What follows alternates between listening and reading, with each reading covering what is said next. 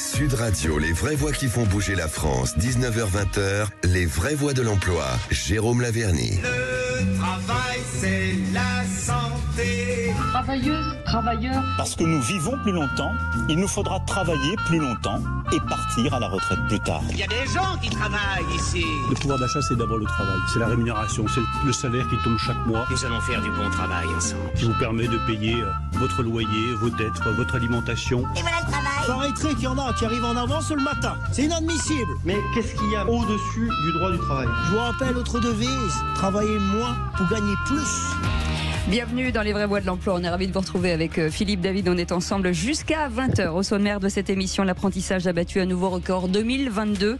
Le nombre d'entrées en apprentissage a encore fortement progressé. L'an passé a franchi la barre des 800 000. L'objectif de la réforme Pénicaud de 2018 pour choisir son avenir professionnel était de dynamiser l'apprentissage. Ce dernier, en tout cas ce pari semble réussi. Et Muriel Pénicaud, ancienne ministre du Travail, sera avec nous dans quelques instants.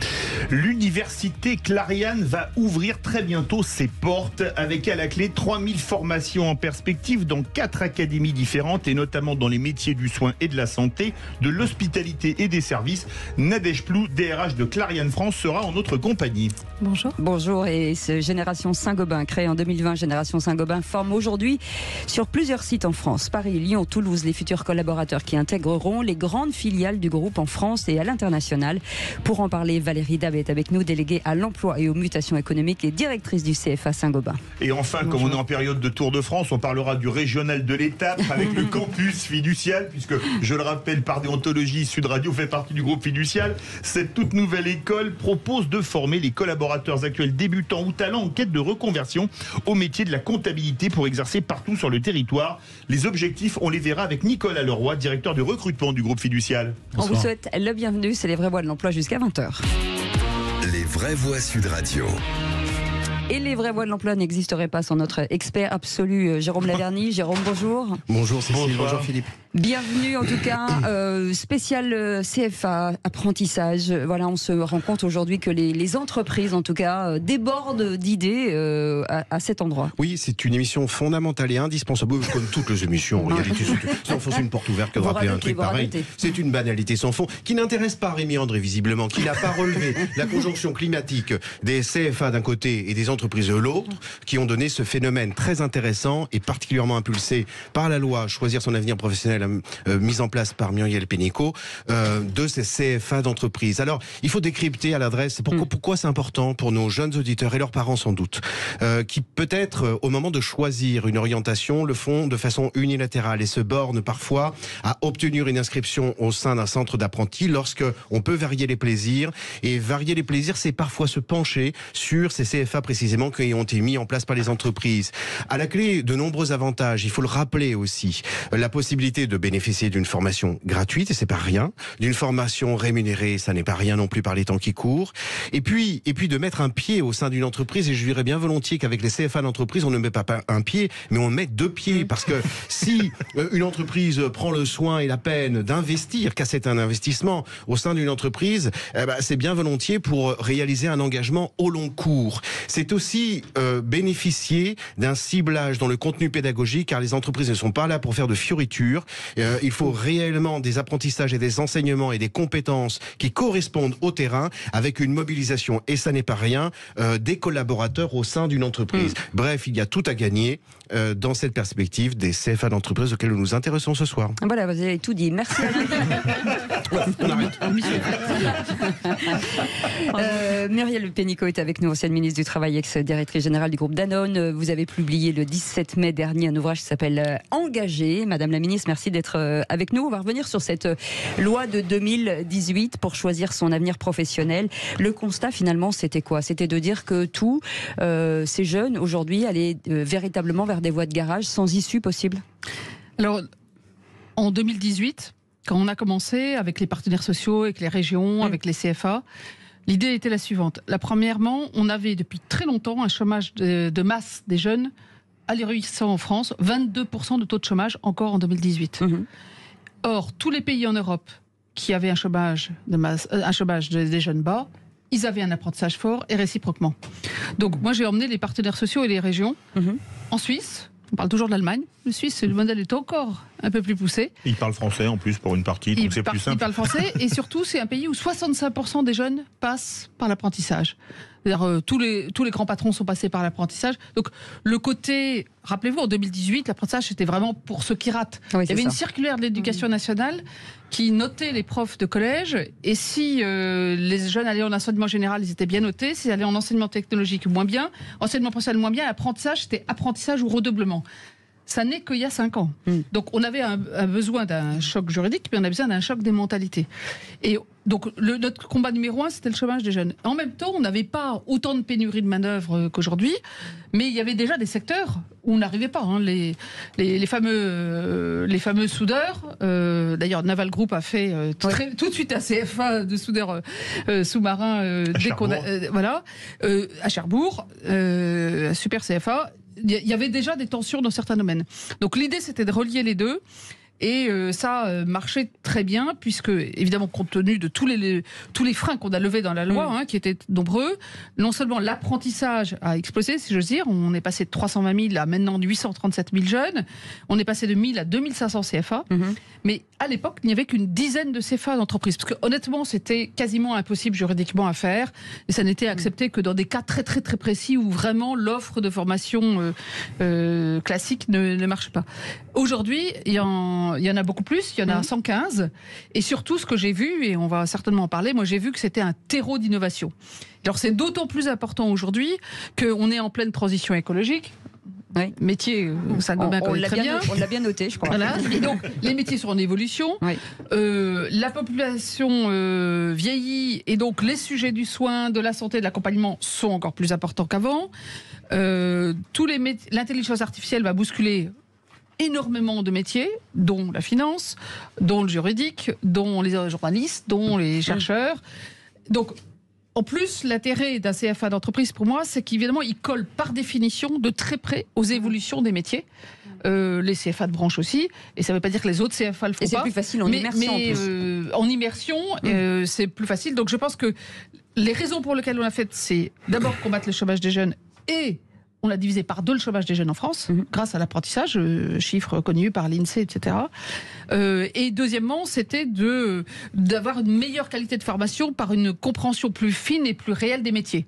Aujourd'hui, je rajouterai un 3e objectif, c'est pouvoir accompagner la transformation absolument phénoménale qu'on va avoir, j'appelle ça un tsunami des emplois et des compétences, qui va arriver, et les CFA qui sont bien intégrés dans les entreprises, soit comme partenaires, soit parce qu'ils sont CFA d'entreprise, eh bien, ils vont être des vecteurs d'innovation très importants et des vecteurs d'émancipation sociale pour les jeunes. Mais Muriel Pénicaud, vous disiez quelque chose de fou. Il y a 5 ans, un enseignant qui avait trop d'élèves qui allaient en apprentissage était mal noté. Ça avait très mauvaise image en France. Par exemple, quand on disait mon fils va faire boucherie ou boulangerie, on se disait mais vraiment il a tout raté. Est-ce qu'on a au moins changé les mentalités ? Alors moi, parce que ça c'est beaucoup plus long que de changer les lois en général. Oui, en général, il n'y a même pas toujours de corrélation. La modestie de la personne qui a de l'expérience maintenant. Non, en fait, ça a changé beaucoup. D'abord parce que les entreprises se sont saisies à bras-le-corps de cette réforme. Elles leur donnaient la possibilité d'agir. Enfin, ils auraient pu ne pas prendre la possibilité. Elles se sont vraiment, dès le début, moi j'ai auto-saisies. J'étais marraine d'un des premiers CFA inter-entreprises où il y avait Corian, Sodexo, Accor et Adecco sur, là pour le coup, les métiers de restauration collective où c'était introuvable. Saint-Gobain a démarré très vite aussi, Engie, Orange, Leroy Merlin, plein d'autres. L'entreprise Nicolin, qui a mixé des parcours de foot et des parcours de gestion de l'environnement, alors là, un tabac, Montpellier. Et donc, ça a démarré très vite, puisqu'ils s'en sont saisis, et les jeunes ont très vite compris que, au lieu de payer, ou de ne pas pouvoir payer des études, eh bien, ils allaient être payés et la formation serait gratuite pour eux, parce que c'est mutualisé. Et ça veut dire qu'on a aujourd'hui des jeunes de milieux modestes qui s'arrêtaient à un niveau CAP, qui maintenant continuent au bac pro, au BTS, au master, à l'ingénieur, et c'est un ascenseur social aussi. Donc, du coup, on a les jeunes et les entreprises. Les parents, ils ont commencé ils sont réalistes, ils regardent, donc ils voient les résultats, ils voient les embauches derrière. Et dans l'éducation nationale, je pense que avec la réforme du lycée professionnel qui est complémentaire, j'espère que ça évoluera pour que on puisse découvrir tous ces métiers et que tous les jeunes aient une chance de choisir des métiers de passion dans lesquels ils vont pouvoir grandir. Ça devienne un choix. Madame la ministre, on en parle souvent avec Jérôme Laverny. Vous, à l'époque, vous demandiez 30 ans. Aujourd'hui, c'est 29 ans. 29 ans et 11 mois. Oui, et 11 mois. J'ai eu 30 ans moins un jour quand même. Est-ce que dans le cadre de reconversion, par exemple, est-ce que finalement, de mettre un âge, c'est pas complètement stupide? Alors, comme il y avait le contrat professionnel, on a hésité à mixer les deux. On s'est dit, vous savez, faites 4 réformes à la fois, c'est le meilleur moyen de les rater toutes. Donc on a quand même élargi jusqu'à 30 ans. Je rappelle que pour les jeunes en situation de handicap, et j'espère qu'on en parlera, parce qu'à l'époque, il y avait très très peu de jeunes en situation de handicap qui accédaient à l'apprentissage. Il y en a un peu plus. J'espère qu'on en parlera. Eux, il n'y a pas de limite d'âge. Après, il y a beaucoup de centres de formation d'apprentis qui utilisent le contrat de professionnalisation pour les plus de 30 ans, pour les reconversions, ou le CPF. Voilà. Donc, on a quand même d'autres outils au-delà. Pour rebondir sur votre observation, Cécile, c'est vrai que petit appel à nouveau au gouvernement, comme effectivement on l'a lancé ici à cette antenne. C'est vrai que la reconduction des aides a été annoncée au mois de décembre et c'est bien heureux. Mais malheureusement, pour les moins de 29 ans, et pour le coup, cela me semble être complètement discordant par rapport aux besoins des entreprises et aux besoins des gens, notamment dans le cadre, vous avez 1000 fois raison, des reconversions. C'est vrai qu'autre chose qui a permis de bousculer dans les habitudes de cette loi, c'est aussi le rythme de l'alternance. On a vu beaucoup d'innovations en termes de mise en place de rythme. Il faut le dire pour nos auditeurs, parents et jeunes, aujourd'hui il y a des entrées permanentes. Vous pouvez rentrer en apprentissage au fil de l'année. Vous avez, alors là, sans flagornerie, sans flatterie excessive quelconque, vous avez réconcilié aussi un petit peu, effectivement, l'éducation nationale et l'apprentissage. Et on revient de loin, parce que dans un des gouvernements, dont je n'aurais pas l'indélicatesse, mais on disait bien qu'il était offert un contrat d'avenir à des jeunes éloignés de l'emploi, et on considérait qu'un jeune éloigné de l'emploi, c'était un jeune titulaire d'un diplôme de niveau 5. À l'époque, CAP ou BEP. C'est curieux d'imaginer qu'un CAP poissonnier, on a reçu récemment la chef du monde des poissonnières, elle est loin d'être éloignée de l'emploi. Donc oui, effectivement, ça bouge beaucoup et l'investissement des entreprises permet beaucoup d'innovation, y compris la création de nouveaux diplômes qui viennent ponctuer les formations. En clair, notre loi pour la liberté de choisir son avenir professionnel, elle est basée sur l'idée de la confiance. La confiance que les gens... ça change la vie quand on peut choisir son métier. Oui. On a des vies professionnelles beaucoup plus intéressantes. On peut évoluer. C'est très valorisant, en fait. On peut se réaliser à travers le travail. Moi, je crois qu'on peut se réaliser à travers le travail. Évidemment, quand c'est un métier qu'on aime, ça change tout. Et la deuxième chose, c'est que la confiance dans les acteurs pour faire de la souplesse. Et un des sujets, c'était de pouvoir faire aussi les contrats d'apprentissage en 1 an, ou 2 ans, ou 3 ans. Par exemple, pour les jeunes en situation de handicap, il y en a qui choisissent 3 ans parce que c'est un peu plus long l'apprentissage, mais ils arriveront au même résultat que les autres. Ils auront le même diplôme, avec la même valeur. Et puis, inversement, il y a des jeunes, je vais donner un exemple, je vous rappelle une jeune qui... il y a beaucoup de jeunes qui font des études supérieures, mais qui veulent faire quelque chose où ils veulent toucher de leurs mains, ils veulent voir le résultat de ce qu'ils font. C'était une jeune qui avait un master d'art déco, mais qui, elle, était passionnée par l'ébénisterie. Elle a fait le CAP en 1 an, parce qu'elle n'a pas fait les parties théoriques qu'elle avait, et maintenant, elle fait le design elle-même, et elle est ébéniste en créant le design. Ouais. Donc, on a eu plein de parcours comme ça aussi, et je suppose que chez les aides-soignantes, il y a beaucoup de gens aussi qui ont fait d'autres choses avant. Donc, je crois que c'est aussi une des souplesses, c'est donner à chacun l'occasion de faire cette marche, mais en fonction de ses besoins, pas un truc où tout le monde fait la même chose en même temps, ce qui est évidemment le contraire de l'égalité. Vous restez avec nous, Madame la Ministre, dans un instant. On va discuter, échanger avec des entreprises qui, elles, forcément, ces apprentissages, ces CFA à l'intérieur, doivent en tout cas créer des écoles. Et c'est vraiment hyper intéressant, c'est passionnant. Clariane, ça sera avec nous dans quelques instants. On en parle, les 0826 300 300, vous avez le droit de poser des questions et on y répondra absolument. Et on est ensemble avec Jérôme Laverny, avec Muriel Pénicaud, ancienne ministre du Travail. On parle de ces CFA, de cette loi Pénicaud 2018 qui aujourd'hui porte ses fruits. Et le groupe Clariane qui va lancer dans quelques temps l'université d'entreprise. On va en parler tout de suite avec Nadège Plou, DRH de Clariane France. Bonsoir, merci d'être avec nous. Vous allez lancer en tout cas cette école en interne. Vous travaillez déjà depuis pas mal de temps, depuis 2002, sur une première académie en interne, donc c'est quelque chose que vous poursuivez. Et est-ce que vous pouvez nous raconter pourquoi 2002 tout à coup, parce qu'on a l'impression que c'est très très loin et déjà à l'époque on en parle déjà chez vous. Alors, déjà, Clariane, qu'est-ce que c'est ? Clariane, c'est une communauté de professionnels du soin et de la santé qui regroupe Inicea, qui sont des cliniques, mais aussi Corian, AGV, enfin un certain nombre d'acteurs. Donc, nous sommes 28 000 professionnels en France, avec un sujet majeur, qui est celui du recrutement. Alors, ça échappe pas à beaucoup de secteurs, mais en l'espèce, chez nous, la main tendue de Muriel Pénicaud nous a bien aidés en 2018, puisqu'en fait, dès 2018, on rencontrait des difficultés en fait, pour recruter des aides-soignants et des infirmiers. Et à l'époque, en France, nous avions 37 apprentis aides-soignants. Nous étions 22 000, nous n'étions pas 28 000, mais 37, ça fait peu. Oui. Et pourquoi 37 ? Comment l'expliquer ? Parce que ça, c'est important aussi. Est-ce que c'est une méconnaissance des métiers ? Alors, c'était notamment ça, mais c'était aussi des quotas qui existaient, qui ont été levés. Ça paraît lointain maintenant, mais c'était ça. Il y avait des quotas, on ne pouvait pas former davantage à l'échelle des régions. Pourtant, on avait un vrai besoin qui était criant. Et donc, on n'avait pas cette opportunité-là. Donc, cette loi nous a permis de faire plusieurs choses. Déjà, parler de l'apprentissage, parler avec d'autres termes. Donc, c'est une voie royale aujourd'hui pour aller sur des métiers de sens. Donc, ça, c'est un point majeur.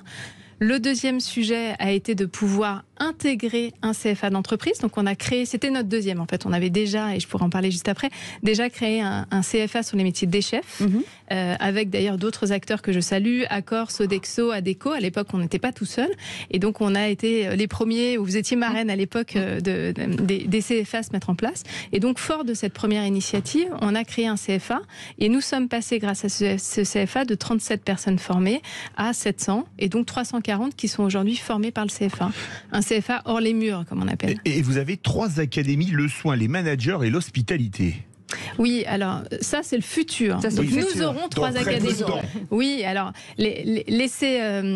on va laisser encore un peu le rideau en fait sur cette partie-là et on va rester sur le CFA. Vous êtes, attendez encore quelques jours. Mais déjà je peux vous conter l'histoire de ce CFA qui est juste extraordinaire.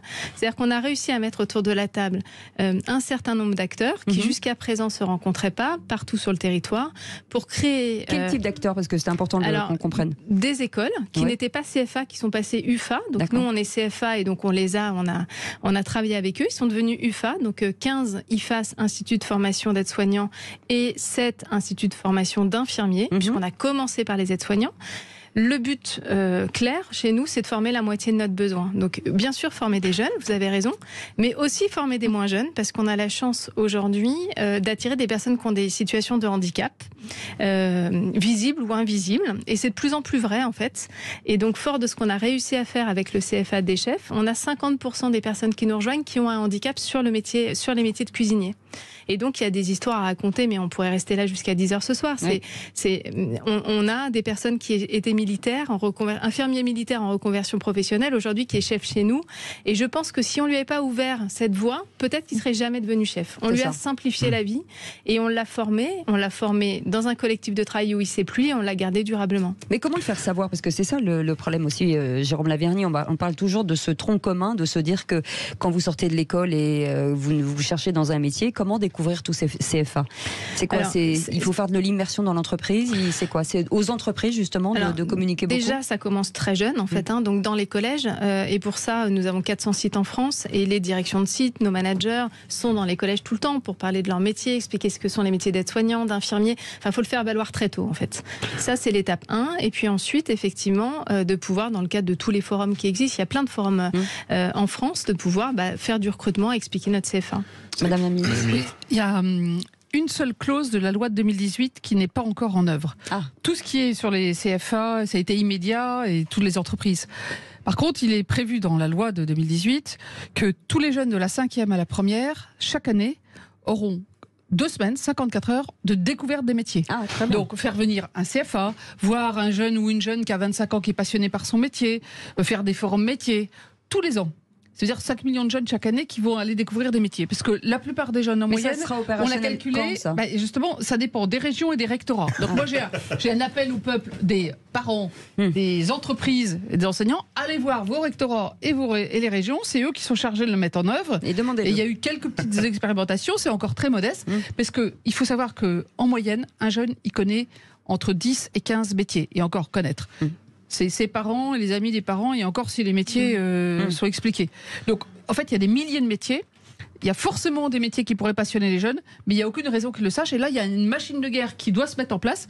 Donc, si l'émission peut servir à ce que tout le monde aille voir les rectorats, les régions, je serais très contente pour accélérer ce mouvement. Eh ben, nous cherchez pas trop, madame la ministre. Un appel au peuple aussi, Jérôme Laverny. C'est immanquablement le trou dans la raquette, cette orientation qui est absolument nécessaire et indispensable et qu'il faut repenser, redévelopper de façon très intensive. Une information très précieuse aussi pour nos auditeurs, ces CFA d'entreprise comportent un autre avantage, celui dont on parle relativement peu, c'est l'avantage logistique. Tout d'abord de permettre à des jeunes au sein d'un département un peu plus rural, on va dire, ou moins outillé en termes de CFA, de rester dans leur département, de rester proche de leur famille. Et puis un certain nombre de ces entreprises font accompagner, ce qui est parfois difficile pour certains CFA, alors les compagnons du devoir le font très bien, c'est certain, mais et justement ont un succès parce qu'ils le font très bien, accompagnent l'organisation de l'hébergement et des transports, et ça c'est très précieux pour un jeune, pour cette fois-ci, non pas tant seulement rester dans sa province d'origine, dans son département d'origine, mais pour en connaître d'autres. Et puis, un dernier avantage encore, celui au moment de mettre un pied dans une entreprise, dans le cadre d'un cycle en particulier, d'un diplôme, eh bien de voir les autres métiers, de découvrir les autres métiers pour se préparer à ce qui va être indispensable par la suite, les passerelles.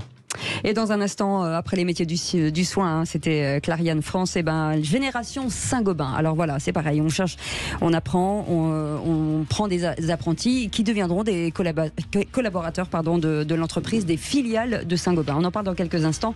Bienvenue dans les vraies voies de l'emploi, on est ensemble jusqu'à 20h.